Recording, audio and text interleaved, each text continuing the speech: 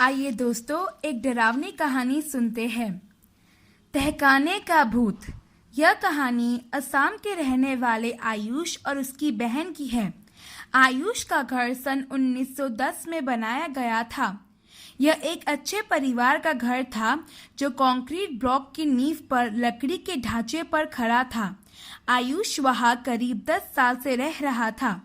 उन सभी अजीब चीजों में से जो उसके भाई बहन ने उस घर में देखी या सुनी है, यह एक घटना उसको सबसे ज्यादा दहला देती है।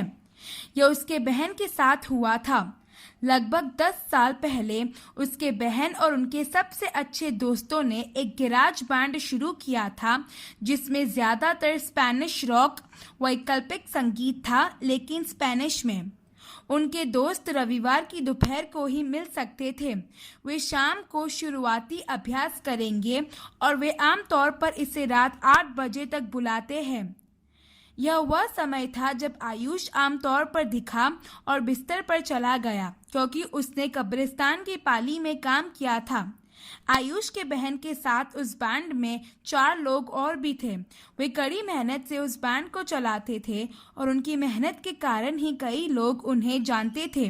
वे सब दोस्त एक दूसरे को कई सालों से जानते थे और वे सब स्कूल में एक साथ ही पढ़ते थे।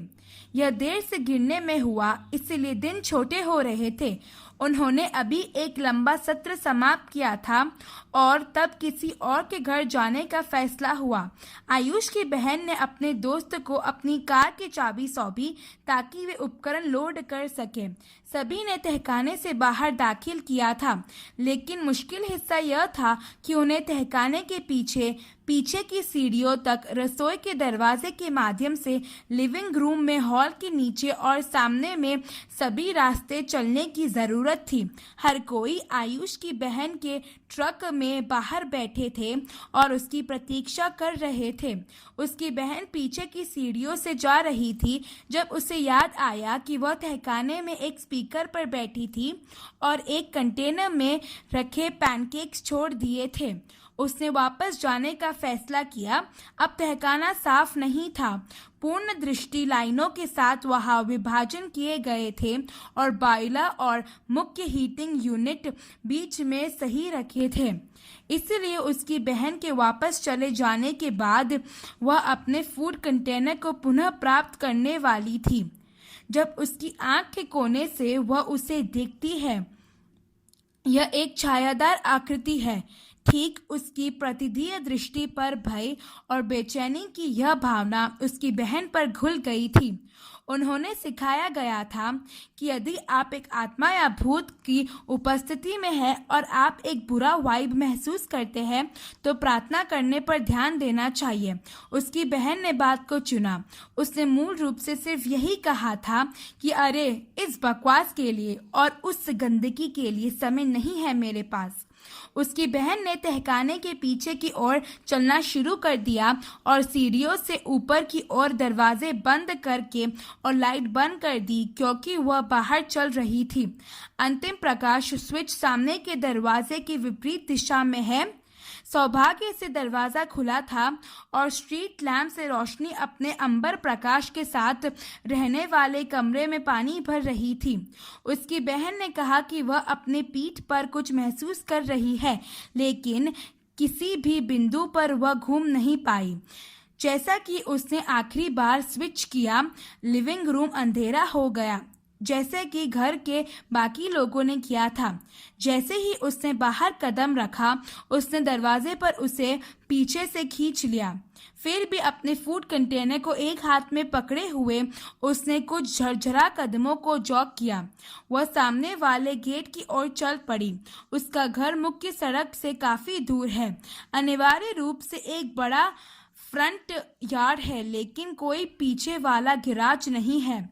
जब उसने अपने और अपने दोस्तों से भरे ट्रक के बीच की खाई को बंद कर दी तो वह मुस्कुराई और सोचा कि उसके सिर पर चीजें हैं, क्योंकि कारण नहीं होने पर खुद को बाहर निकालने के लिए पागल हो गई।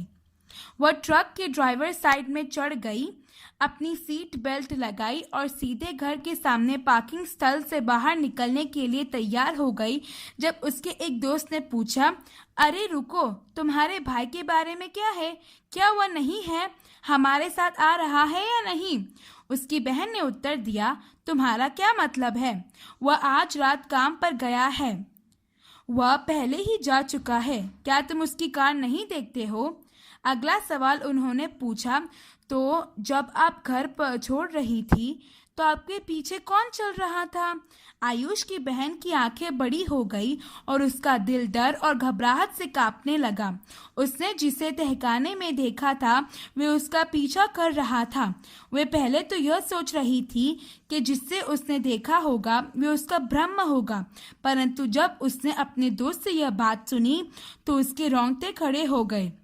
उसने वापस अपने एक दोस्त के साथ तहखाने को खोजा, परंतु उसने कुछ नहीं पाया। इस घटना के बाद उन्होंने उस तहखाने को बंद कर दिया और वापस कोई भी उस तहखाने के आसपास भी नहीं गया। इस कहानी से हम यह सीखते हैं कि समय पर अगर कोई घटना हमें विचित्र लगे तो उसे ब्रह्म का नाम देकर नहीं छोड़ना चाहिए और हमेशा ऐसी घटनाओं को समझदारी से संभाल लेना चाहिए।